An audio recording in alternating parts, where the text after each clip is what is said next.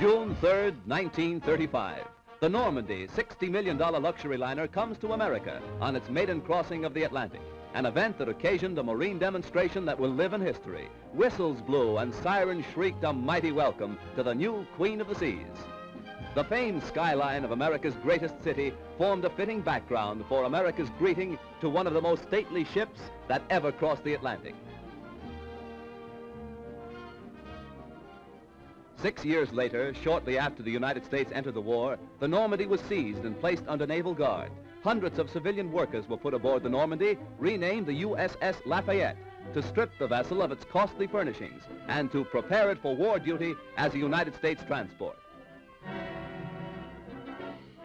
February 9th, 1942, the Normandie afire. A fatal tragedy to the big luxury liner and to America. As the flames rapidly spread to devastating fury, workers madly scrambled to safety, while fireboats and fire engines poured tons of water into the stricken vessel. All fire doors, vertical and horizontal, were closed to protect the ship's vitals from the flames, but this was all in vain. Dense clouds of thick, acrid smoke billowed far out over Manhattan, casting a mucky pall over Midtown and downtown New York. While the blaze was at its height, hundreds of doctors, nurses, and first aid workers were rushed to the scene to remove the wounded and to administer first aid to scores overcome in their efforts to stem the fury of the spreading flames.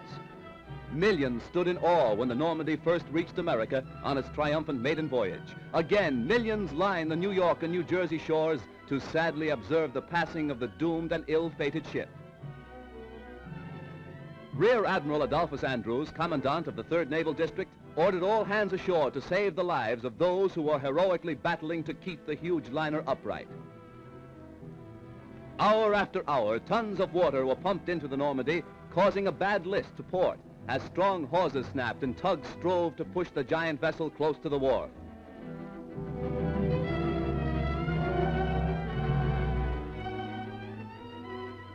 Then, during the night, the Normandie met its final doom, when, with a resounding crunch of ice and a belch of smoke, the 83,000-ton vessel dipped her flame-scarred superstructure into the surface of the Hudson River. Hundreds were injured when America lost its biggest naval auxiliary.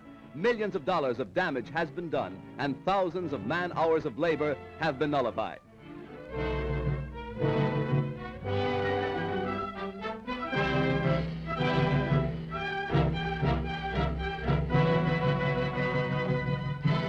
Accident or sabotage, the world may never know.